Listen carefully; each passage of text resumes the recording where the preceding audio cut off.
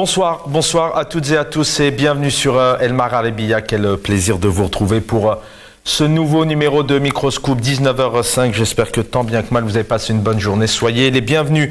Le titre de l'émission, 3 ans au pouvoir pour le président algérien Abdelmadjid Tebboune. Où est l'argent détourné? C'est une question qui se pose tout simplement car il est très rare d'entendre des candidats aux élections présidentielles annoncer publiquement, dans le cadre de sa campagne, dans le cadre de conférences de presse, qu'il savait où était cet argent qui se compte en centaines de milliers d'euros depuis maintenant plusieurs années. Il avait annoncé où est réellement cet argent et qu'il savait comment récupérer cet argent. On va parler donc à un peu plus d'un an maintenant de cette échéance qui n'a pas officiellement été annoncée, mais qui devrait normalement avoir lieu puisque Abdelmadjid Tebboune arrivera donc à la fin de son mandat.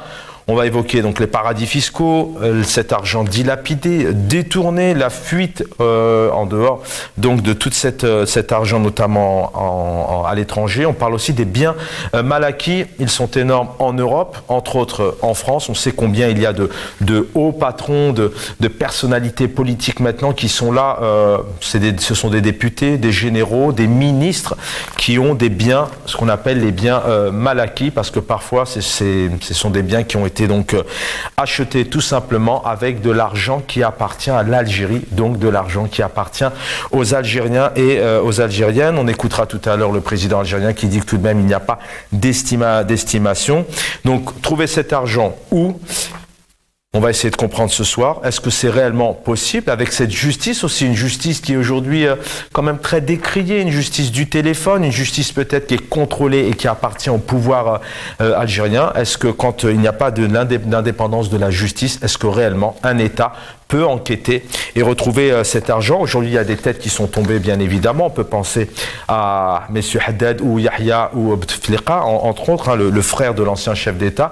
Mais est-ce qu'il suffit d'arrêter, avec des questions qui se posent au niveau des enquêtes, pour démanteler tout un réseau? Et puis on rappelle aussi que les personnes qui sont au pouvoir actuel faisaient partie de toute cette génération où cet argent a été dilapidé. On viendra aussi sur une actualité, puisque le patron de l'Europe, Josep Borrell, donc a annoncé clairement il dit clairement cela prouve que l'Algérie est un partenaire de confiance et un acteur clé dans la lutte notamment contre le terrorisme. Il parle aussi de partenariat en termes de sécurité, mais il a aussi clairement annoncé, et oui, renforcer la coopération dans la lutte contre la corruption et le blanchiment d'argent, une priorité aussi pour l'Union européenne. Comment l'Europe peut-elle intervenir, notamment avec tous ces pays d'Europe où il y a énormément de biens mal acquis, où certainement il y a des comptes de paradis fiscaux. Maître Aïssa Rahmoun est avec nous, où il va venir nous rejoindre. Est-ce que Maître Aïssa Rahmoun est là, vice-président de la Fédération internationale pour les droits humains? On va revenir avec lui sur notamment ces questions juridiques. Le docteur Mohamed Lamine Chiban, militant politique à Ennmila en Algérie. Est-ce que le docteur Mohamed Lamine Chiban est avec nous? Il va venir nous rejoindre. Et Hamid Lelou, directeur de Reaching Independence True Social, il est à Washington, il est tôt chez vous. Merci Hamid Lelou d'être avec nous. Merci, tout le plaisir est pour moi et bienvenue à tout le monde. Merci d'être avec nous. D'abord, peut-être Hamid Lelou, on va commencer par vous. Vous êtes le premier... Voilà, Maître Aïssa Rahmoun qui est avec nous, merci encore infiniment aux équipes en régie qui nous accompagnent, mon collègue frère Abdelhi qui est présent aussi. Maître Aïssa Rahmoun est avec nous, bonsoir Maître, vice-président de la Fédération internationale pour les droits humains, bonsoir. C'est Chaban, bonsoir à mon ami Hamid et aux téléspectateurs qui actuellement suivent avec nous l'émission suivie par tous les Algériens, je dirais. Merci infiniment pour votre fidélité. Messieurs, d'abord une première et simple question. On a l'impression qu'en Algérie, que ce soit un chef d'État, un président de la République, des ministres, il y a toujours ces annonces qui sortent de l'ordinaire. Une autosuffisance, notamment on sait où est cet argent, on va s'intéresser à cette annonce qu'avait fait Abdelmadjid Tebboune lors de sa campagne. qu'est-ce qui peut passer par la tête d'un président, d'un futur président, puisque c'est le cas, pour faire de telles annonces, et même limite en disant il savait où est cet argent, c'est prendre quand même des risques. Ça veut dire que quelque part, indirectement, il y a peut-être, question que je vous pose, une complicité. Hamid Lelou, une réaction d'abord sur ces annonces.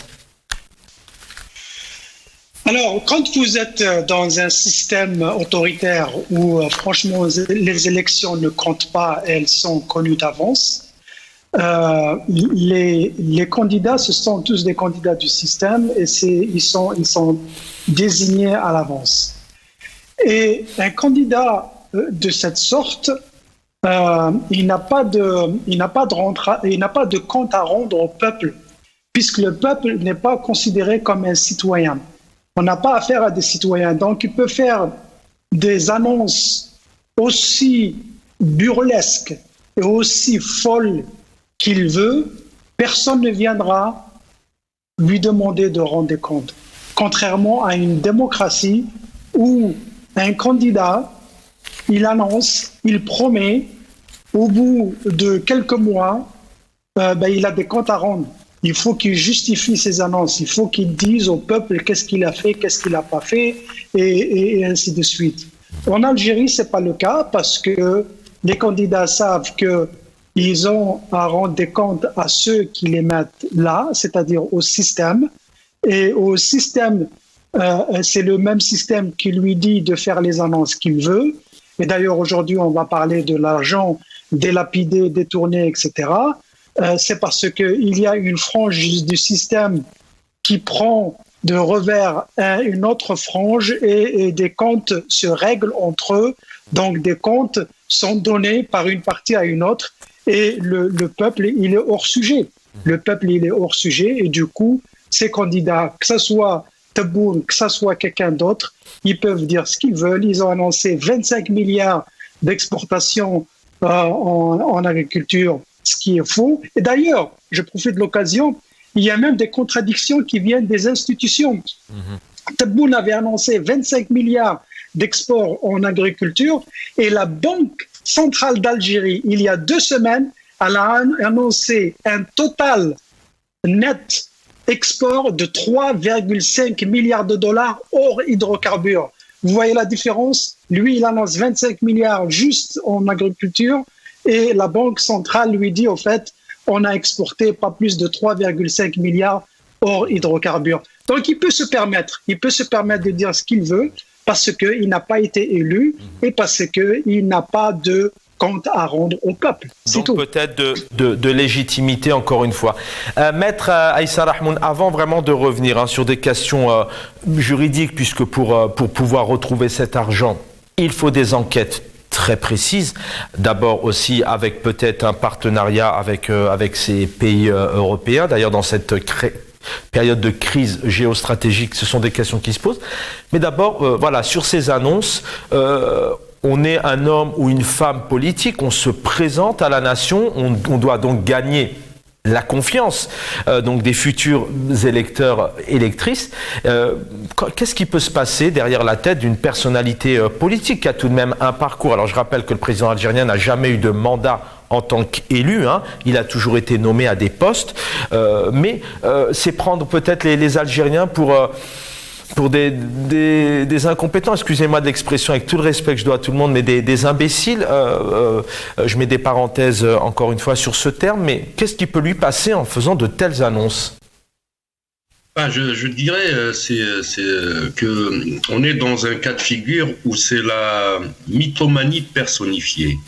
C'est la mythomanie, ces gens, ils vivent dans une bulle, croyant que le peuple est dupe, effectivement, croyant que le peuple est imbécile. Et en face de cette pathologie, on retrouve un désespoir total au niveau horizontal, au niveau de la société et des populations. Sur fond de rupture totale avec le régime. et sur fond de peur généralisée, parce qu'aujourd'hui, il faut dire que on n'est pas très loin des dictatures sophistiquées qui, dans la gestion de l'information, de la communication, font appel à la manipulation, au mensonge grossier, je dirais. Et ce mensonge grossier a trop duré, justement. Parce que souvenez-vous, tambour battant, pendant des années, on a annoncé que l'Algérie est menacée, Moustahdafa, que l'Algérie était la cible de puissances étrangères. Et ça depuis pratiquement des années 70 qu'on nous répète ce discours. Jusqu'à présent, personne n'a dit que l'Algérie était ciblée par qui, par quelle force. On n'annonce jamais la force, cette force occulte qui vise l'Algérie et sa stabilité, d'une part. Souvenez-vous qu'on a annoncé que l'Algérie pouvait aussi organiser une Coupe du Monde. Au passage, souvenez-vous que l'Algérie aussi, à travers un ministre de la Santé, avait déclaré que nous avons le meilleur système de santé en Afrique, et que les Européens aussi sont très jaloux de notre système de santé. Et souvenez-vous, toutes ces déclarations à tambour battant relèvent comme je disais tout à l'heure, de la paranoïa ou de la mythomanie, des gens qui vivent dans une bulle, qui sont très médiatisés à travers les chaînes d'information dont dispose l'État. Donc aujourd'hui, et face à toute cette configuration psychiatrique, je dirais, on a une population qui a peur, une société qui a peur, il faut le dire, parce que la peur, elle est généralisée avec tant d'arrestations, tant de procès. On va y revenir, bien évidemment. Mais aussi une population, une société qui a perdu espoir pratiquement quant à la volonté du régime d'opérer un changement et aller à un État démocratique et un État de droit. Merci, Maître Rahmound. On va revenir sur cette question de justice, puisque qui dit récupérer de l'argent, ça veut dire bien évidemment des enquêtes très précises et très très lourdes, puisque c'est plusieurs années, voire plusieurs décennies d'argent comme ça. Vu le quotidien des Algériens, on va en parler dans un instant et on va essayer de comprendre, est-ce que réellement depuis 3 ans et demi, les Algériens sont-ils toujours un peu dans cette dynamique, dans cette logique de pouvoir, de détournement donc de l'argent qui revient aux personnes qui dirigent ce pays, où cet argent, il y a eu un changement tout de même, où les Algériens en voient la différence. Mais lorsqu'on voit le quotidien aujourd'hui des Algériens, on peut comprendre qu'on est loin de cette hypothèse. On va écouter donc, c'était avant sa campagne, le président algérien qui annonce clairement qu'il allait récupérer cet argent. ما هي استراتيجيتكم من أجل استرجاع هذه الأموال المنهوبة؟ نوريك الخطة نتاعي أنا.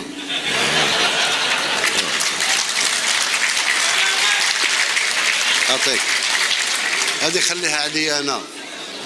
شوف مجرد ما نعطيك الخطة يتأقلموا معها ويصيبوا لك كونتر الخطة. على الباكيت. أنا رجل الأموال تسترجع. معروفة راها في البارادي فيسكو، معروفة راها في استثمارات هنا وفي الخارج، معروفة في ممتلكات، معروفة ومعروفة ومعروفة. نجيبها كيف يعني؟ نجيبها نزيد نأكد لك ما نقولش. ماذا بيا تقول لي؟ لا ما نقولكش لأن البعض قال باش ياخذوا احتياطاتهم. لا ما نقولش، أنا نعرف منين نجيبها، نعرف وين راها موجودة، نعرف منين نجيبها. عارف المكان؟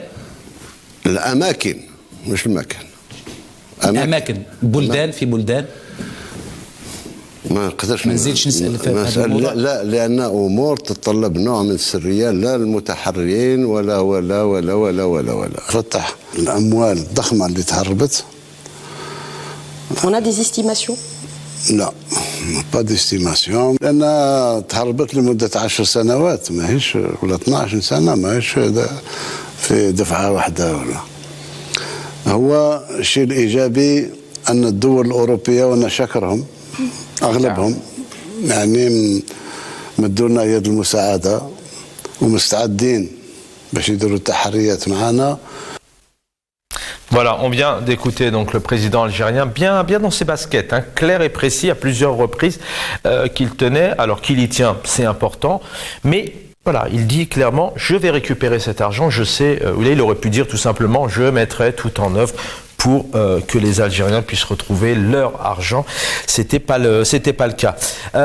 Mohamed Lamine Chibane, docteur, militant politique aussi depuis plusieurs années. Aïn Mila, on salue les téléspectateurs, téléspectatrices de cette belle wilaya, de cette belle ville, de cette belle région d'Algérie. Bonsoir, docteur. Salam, Richaben, bonsoir à tes invités, à toute l'équipe de Magharibiya Al-Hadiba et à tous ceux qui aspirent à la dignité. Merci d'être avec nous, docteur. Tout de même, 2 minutes vraiment sur la forme. On a eu des mots importants de la part de nos invités il y a quelques instants, des Algériens qui sont pris pour des dupes.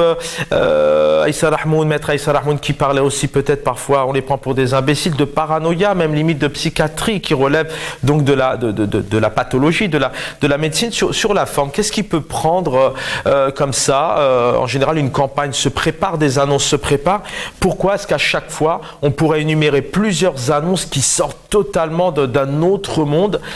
Comment vous expliquez que un futur, à l'époque, chef d'État, au plus haut poste de la nation, puisse comme ça s'exprimer et dire aux Algériens, je sais où est votre argent, je vais la récupérer? Tout à fait. L'argent, tout le monde savent où se trouve cet argent. Tout le monde sait où se trouve cet argent. Malheureusement, comment le récupérer? La Tunisie de Ben Ali, qui a dilapidé plus de 24 milliards de dollars, selon le professeur et le président sortant, Dr Mansour El-Marzouki, ils n'ont pas récupéré un rond. L'argent du dictateur Al-Kadhafi, pas un rond.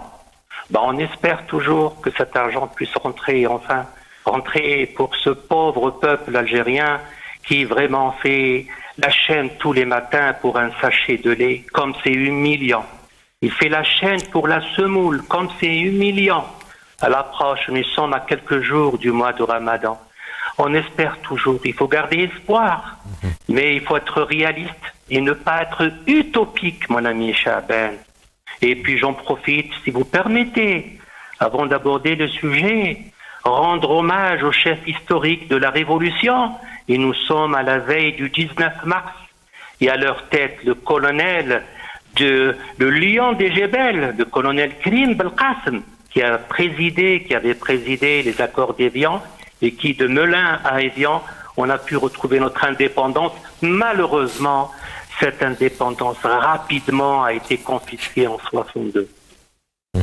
Merci pour cette première réaction. Alors c'était le prochain angle et on va parler de l'Europe dans un instant avec la sortie donc du patron européen qui vraiment il a pour acte, je le rappelle aux téléspectateurs, renforcer la coopération dans la lutte contre la corruption et le blanchiment d'argent. C'est important pour l'Europe. Sachez que dans ces pays-là, énormément donc se sont exilés ou sont encore en Algérie avec de l'argent à l'étranger. On va en parler. Vous parliez effectivement il y a quelques instants, c'était un des axes à évoquer ce soir.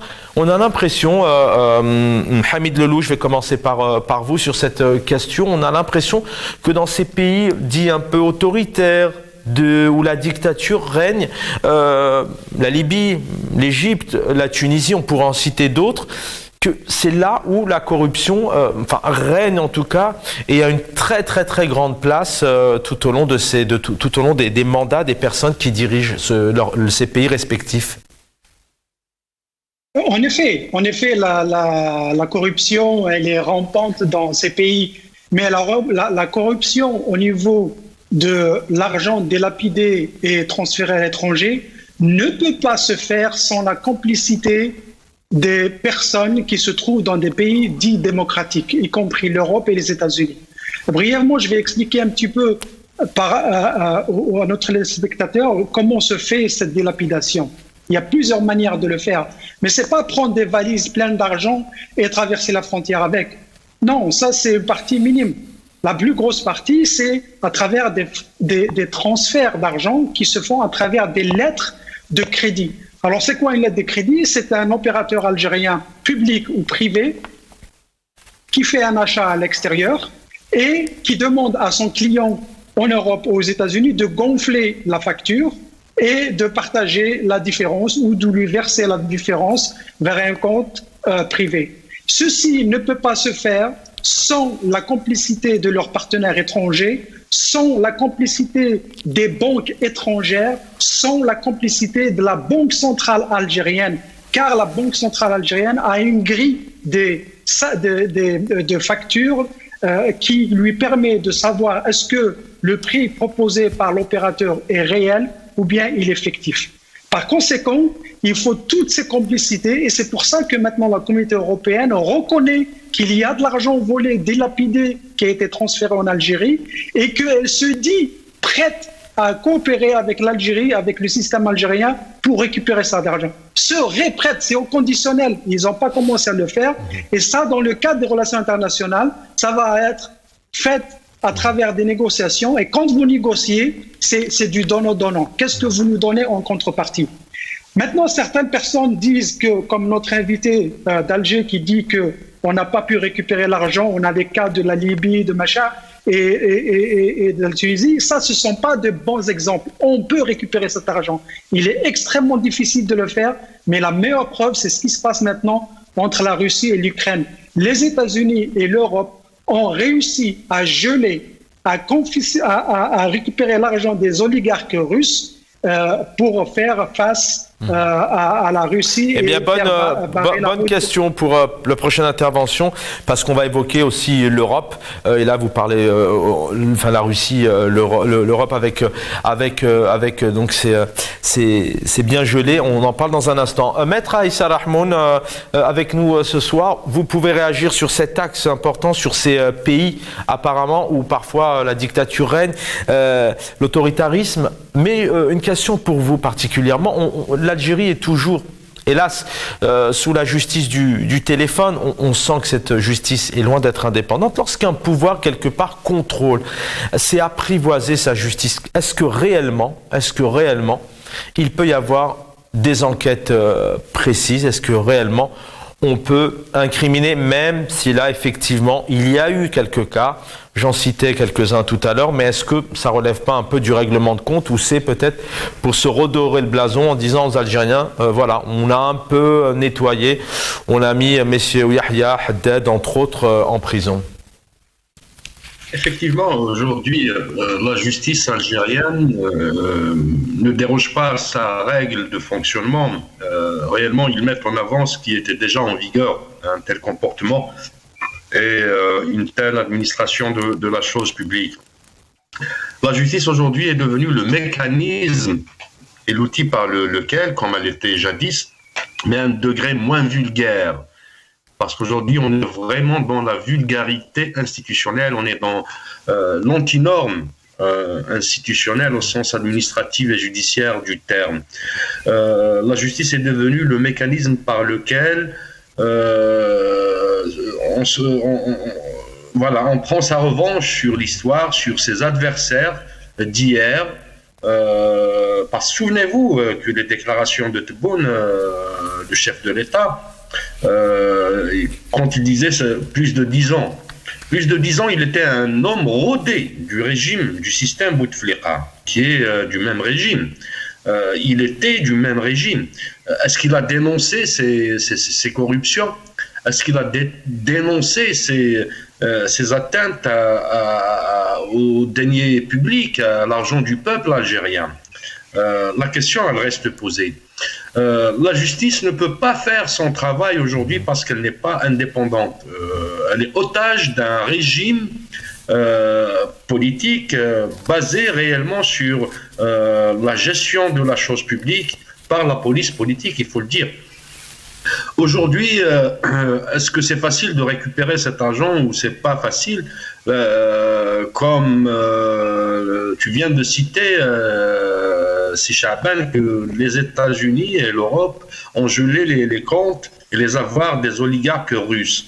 Il s'agit d'une volonté politique parce qu'il y a une guerre, qu'elle soit médiatique, qu'elle soit réelle, qu'elle soit politique, contre ces deux blocs. Oui, puis des intérêts pour ces pays-là, comme les États-Unis aussi. Tout à fait. Est-ce qu'il y a une volonté politique de l'Occident aujourd'hui pour geler les comptes des oligarques algériens. Dire que Ouihia ou Haddad sont les principaux oligarques ou facilitateurs de transfert de milliards de dollars en Occident, ça serait aussi de se moquer de l'intelligence du peuple algérien. Par contre, il s'agit de réseaux. Et quand ça devient à ce stade avec un chef du forum du patronat algérien, un ancien chef du gouvernement, la corruption est institutionnalisée. Restez avec nous. Oui. Je vous laisse terminer. Le détournement est institutionnalisé. Merci, Maître Rahmoun. On va écouter d'abord tout de suite le président algérien qui avait annoncé, d'abord il avait annoncé 20 milliards de retrouvés, et puis c'est 36 milliards chez une seule et même famille. Alors on ne sait pas trop si ce sont des liquidités, mais on avait compris que si ça avait été des liquidités, ça se comptait en 2500 tonnes de billets par exemple. On l'écoute, et puis juste derrière, on va entendre ici donc le patron européen qui était en Algérie, Josep Borrell, qui souhaite renforcer la coopération dans la lutte contre la corruption et le blanchiment d'argent. قد اكتشف الشعب الجزائري مؤخرا أرقاما مهولة من الأموال التي نهبت. هذه عائلة واحدة عندها 500 ألف مليار. تصوروا يعني الباقي. هذا المال كان قعد كانت الجزائر به تصبح قوة اقتصادية قارية ومتوسطية وغيرها. ما نقولش عفى الله عما سلف، نحاسبوا على اللي سلف، ولكن ما نعاودوش نكرروا الغلطات. L'Europe, Josep Borrell, donc très proche apparemment du président algérien, la sécurité, lutte contre le terrorisme, mais aussi lutter, aider l'Algérie à récupérer ses sommes. إن مكافحة الرشوة وتبييض الأموال تعد أولوية بالنسبة للاتحاد الأوروبي وبالنسبة للجزائر. لقد تحادثنا في هذه المسألة وكذا حول استرجاع الأموال المتحصل عليها بطريقة غير شرعية وتحويل الأموال بطريقة غير قانونية. إنني على يقين بأهمية تقوية الشراكة في هذا المجال. إن إرادة الدولة الجزائرية في استرجاع الأموال المتحصل عليها بطريقة غير شرعية ستجد تعاونا لدى الاتحاد الأوروبي. Voilà, on vient d'entendre donc le patron de l'Europe, Josep Borrell, qui était en Algérie. Mohamed Lamine Chiban avec nous. Comment on peut, est-ce qu'il réellement, il y a une volonté de l'Europe? Est-ce que c'est dans son intérêt? Ici, le patron de l'Europe, quelque part, parle pour tous ces pays européens aussi, puisque l'Europe des 27, avec plusieurs pays comme l'Italie, l'Espagne, la France, où il y a tout de même limite apparemment des hauts responsables de l'armée, des hauts responsables dans les ministères, voire des ministres qui rentrent chez eux en France tous les week-ends. Est-ce que l'Europe aujourd'hui a une réelle volonté? Est-ce que c'est dans son intérêt? Je n'y crois pas, c'est Chaban. Il y a toujours eu cette mainmise de l'Europe, et en particulier de la France, sur les richesses du pays. Prenez l'exemple, la dernière visite de Macron. Il n'y a eu rien de concret. Où est le partenariat privilégié avec l'Algérie? C'était simplement une visite symbolique, d'ailleurs selon l'ex-ambassadeur. C'était des résultats pratiquement médiocres. Donc, croyez-moi, l'Europe cherche son intérêt. Point barre. Ils n'ont pas du tout besoin d'aider les pays en voie de développement. Et donc là, pour la visite de Borrell, moi je pensais, c'est juste pour essayer un petit peu d'amadouer l'Algérie. Ils ont bien sûr, c'est le gaz, c'est voilà, l'on fait des fleurs, mais ça reste là, mon ami Chaban. Il y a rien de concret, et on n'y croit pas du tout. Cette Europe, cette Union européenne, d'ailleurs, elle n'a aucune force. Et ils ont toujours aidé les pays dictatoriaux. Ils ont toujours été à côté de Sisi, de Kadhafi jusqu'à la dernière minute. Et ils ont toujours été à côté de Moubarak. Ils n'ont jamais aidé à côté de Ben Ali. Ils n'ont jamais aidé les peuples. Ces pays européens, malheureusement, ils parlent de démocratie, ils appliquent la démocratie dans leur pays, mais ils ne veulent pas de démocratie dans les autres pays, que ce soit africains ou des pays du tiers-monde. Et voilà le constat amer, mon ami Chaben. Merci pour cette réaction. Hamid Lelou, je reviens à vous.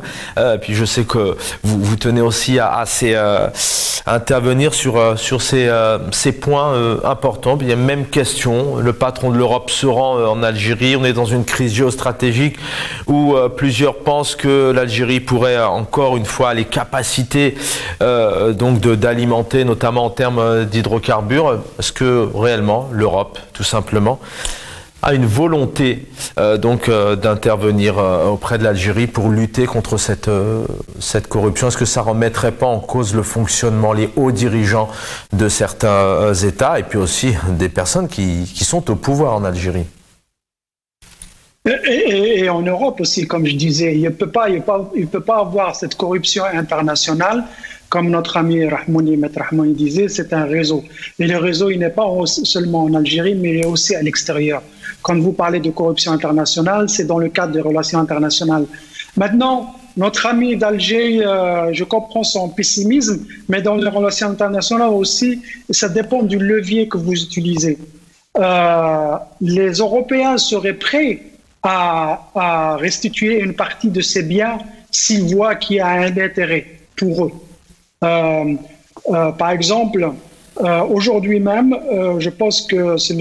Ladislav Arman, c'est le directeur général de l'Agence de l'Union européenne pour la coopération dans la justice criminelle, qui a commencé à négocier, soi-disant, une forme de geler, confisquer ou recouvrir les avoirs mal acquis qui ont été transférés en Europe. Bon, maintenant, est-ce que c'est vrai? Est-ce que maintenant ça suit son cours avec sa dernière visite de représentants de l'Union européenne? Ça, c'est une autre histoire. Maintenant, est-ce que l'Europe va le faire? Parce que c'est ça la question. Est-ce qu'elle peut le faire? Oui, elle peut le faire. On a parlé du cas des oligarques russes dont les avoirs ont été gelés. Plus que ça, ils n'ont pas seulement gelé, mais ils les ont confisqués parce que ce qui a été déduit de ces avoirs, ils sont en train de l'utiliser pour financer la campagne contre les Russes en Ukraine. Donc, on peut le faire. Donc, cet argent, il est récupérable même si les rouages sont très, très compliqués. Il y a un système très compliqué pour remonter à la source, mais c'est faisable. C'est faisable. Maintenant, est-ce que il faut une volonté politique? Absolument. Il faut la volonté politique des deux parts. Et d'ailleurs, qu'est-ce qui va faire que ce recouvrement d'argent volé et récupéré? Elle doit être lancée à partir du pays d'origine, et Maître Rahmoun pourra peut-être nous expliquer les mécanismes. L'Europe ne pourra pas bouger, ni l'Europe, ni les États-Unis, sans la demande officielle de la justice algérienne. Donc, il faut que la demande vienne de la justice algérienne. Et comme on sait que c'est justice de téléphone, comme on sait tous les intérêts qu'ils ont, je ne pense pas qu'ils vont pas bouger. La même chose avec cette déclaration farfelue des 20 milliards de dollars déjà récupérés. Encore une fois, c'est à mourir de rire, mais aussi c'est à mourir de honte de savoir que des officiels algériens parlent de cette façon des biens des Algériens. Ça, ce sont des deniers publics. Toute cette richesse appartient au peuple algérien et j'ai l'impression qu'ils ne sont pas sérieux. Ni l'Algérie officielle, ni l'Europe ou les États-Unis ne sont sérieux quant à la récupération de ces avoirs mal acquis. Il n'y a pas de sérieux. Et d'ailleurs, je profite pour juste en conclure, un des plus grands voyous de la République algérienne, c'est Chakib Khalil. Eh ben, il est là, à Washington, sous la protection des Américains, à savoir pourquoi.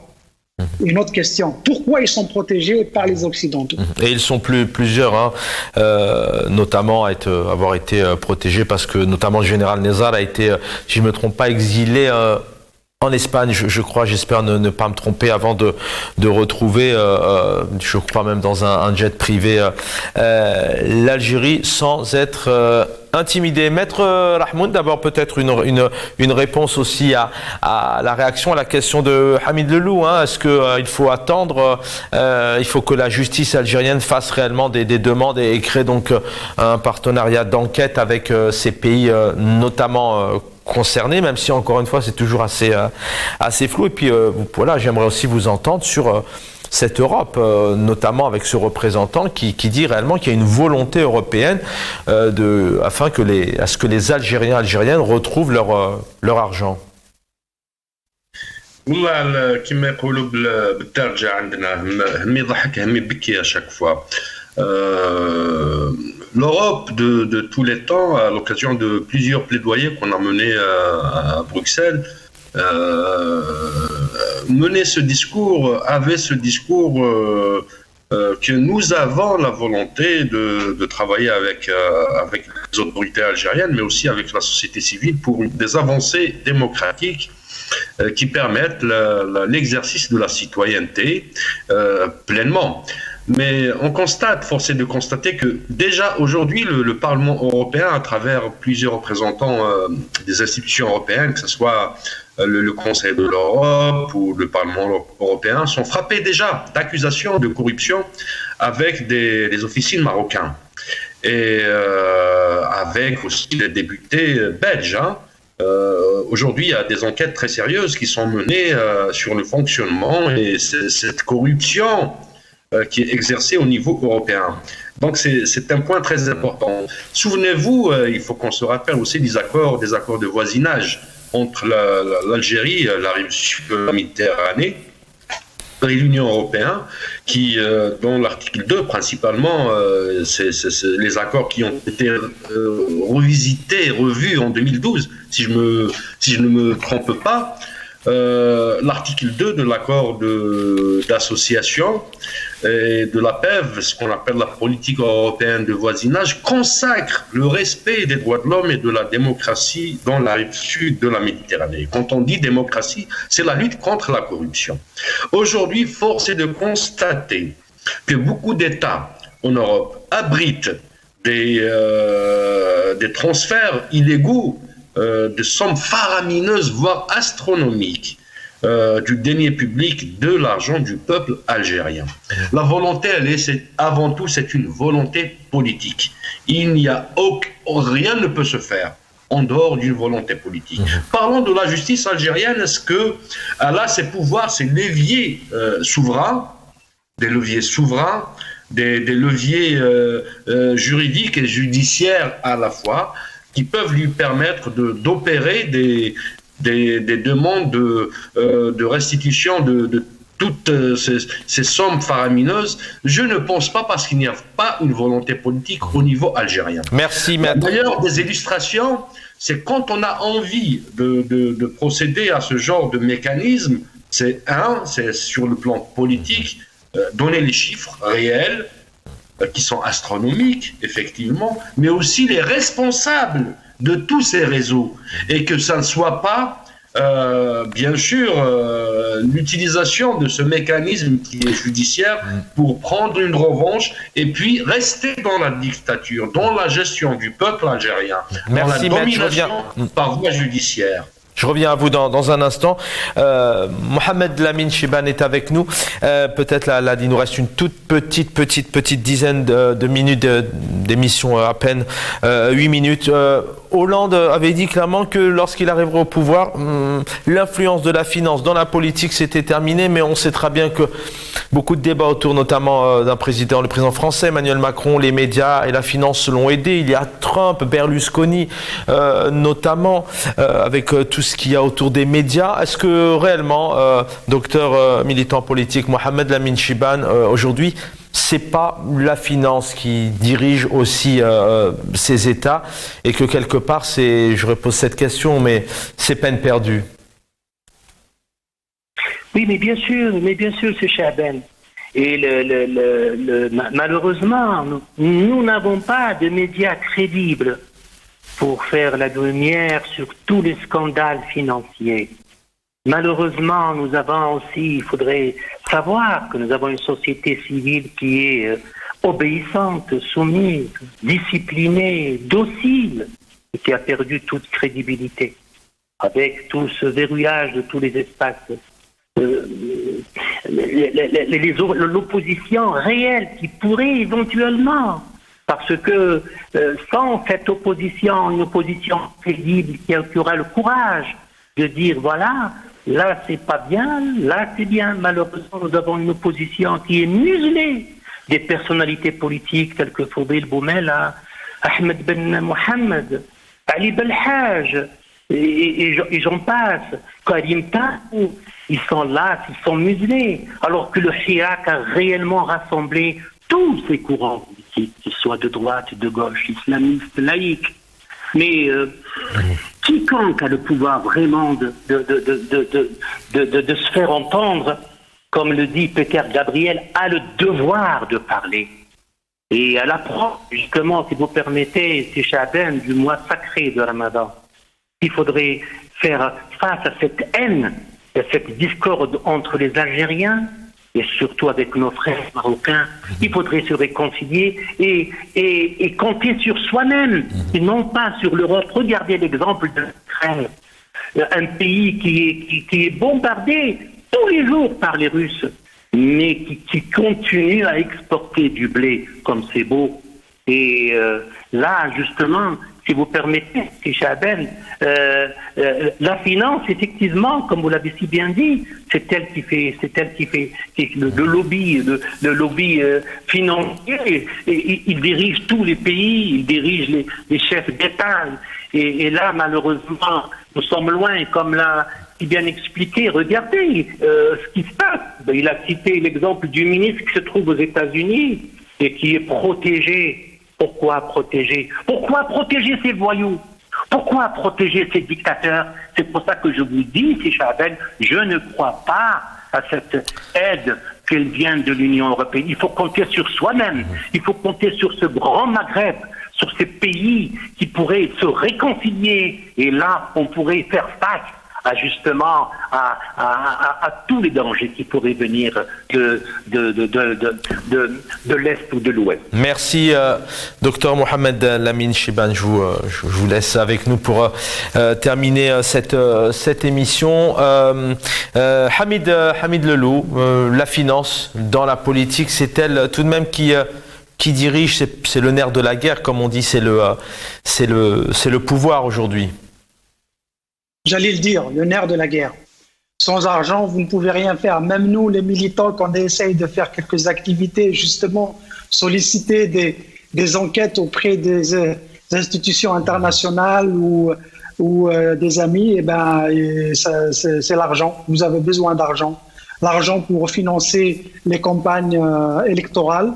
On sait que beaucoup de gouvernements français, beaucoup d'hommes politiques français, à l'approche de leurs élections, de leurs échéances électorales, ils voyagent tous dans les capitales africaines parce que ça fait dans les deux sens. Il y a la corruption, comme je disais, et j'insiste là-dessus. Si c'était que la corruption au niveau des pays africains ou bien des pays de la rive sud de la Méditerranée, alhamdoulilah, ma'alesh, on peut la régler. Mais le problème, c'est qu'il y a des complicités. Et les complicités, elles sont à l'étranger. J'avais cité le cas de Chakib Khalil, mais il y a aussi des hommes politiques algériens qui exercent même actuellement en Algérie et qui sont protégés par leurs complices européens et américains. Et aussi, ils sont utilisés comme levier. La finance aussi est utilisée comme levier. L'argent, c'est le levier. Vous ne prenez rien sans donner rien. Vous ne prenez rien sans donner rien. Même les Européens qui promettent de restituer cet argent volé, ils le feraient si jamais ils reçoivent quelque chose de la part de ce régime, ne serait-ce que la coopération au niveau de la sécurité, ne serait-ce que survoler l'espace algérien, ne serait-ce que aider à engloutir le marché européen avec le gaz, ne serait-ce que coopérer dans divers domaines. oui, si vous pouvez faire ça, ils vous redonneront l'argent. Merci. Entre autres. Et d'autres choses. Merci, cher Hamid Lelou, d'avoir été avec nous. Le dernier mot pour vous, Maître Rahmoun, peut-être sur cette finance qui domine aujourd'hui le monde et la politique et les pouvoirs. Oui, c'est les ultra-libéraux, parce qu'aujourd'hui, on se retrouve dans une phase de l'histoire de l'humanité où il n'y a plus d'équilibre. Et l'humain, qui est censé être au cœur de tous les débats politiques, est relégué au second plan. D'ailleurs, il y a des guerres partout, il y a des exactions partout, il y a des crimes contre l'humanité partout. Je voudrais souligner aussi au passage pour ces déclarations de l'Union européenne, imaginez que la France est le pays où est abrité le plus grand réfugié politique algérien. Pratiquement le grand pourcentage de demandeurs d'asile, de réfugiés, se retrouvent en France. Parallèlement, tous les investissements des pantins d'Alger, de ceux qui ont dilapidé le peuple algérien, se retrouvent aussi en France, dans l'immobilier, dans l'investissement, dans les marchés parallèles, dans le business parallèle, et dans le black, ce qu'appellent les contrebandiers, le black. Réellement, aujourd'hui, on retrouve aussi qu'il y a une demande très, très importante de la société civile française, aux autorités françaises, que la justice de la République française soit une justice internationale, à tel point qu'ils vont juger les criminels de guerre. Mais aussi, à notre côté, au niveau de la Fédération internationale des droits humains, on plaide que aussi les crimes économiques de dilapidation, de corruption intercontinentale, internationale, soient aussi classés comme crime contre l'humanité. Merci Maître d'avoir été avec nous. Avocat, vice-président de la Fédération internationale pour les droits humains était avec nous aussi. Donc le directeur de Reaching Independence Through Social Washington, Hamid Lelou, et puis le docteur militant politique à Ain Mila, Docteur Mohamed Lamine Chiban. Merci à tous. Dans quelques instants, vous avez rendez-vous avec Jamaldine Benchenouf pour l'édito. On a une pensée aujourd'hui pour l'écrivain Mouloud Feraoun qui a été assassiné le 15 mars 1962. Il a fait parler de lui, de la trilogie La Terre et le Sang, Le Fils du Pauvre, entre autres, et les chemins qui montent. Merci Abdelhamid de m'avoir accompagné pour cette émission. Bonne soirée à tous, l'édito de Jamaldine, et puis juste derrière, El Amq. Bonne soirée.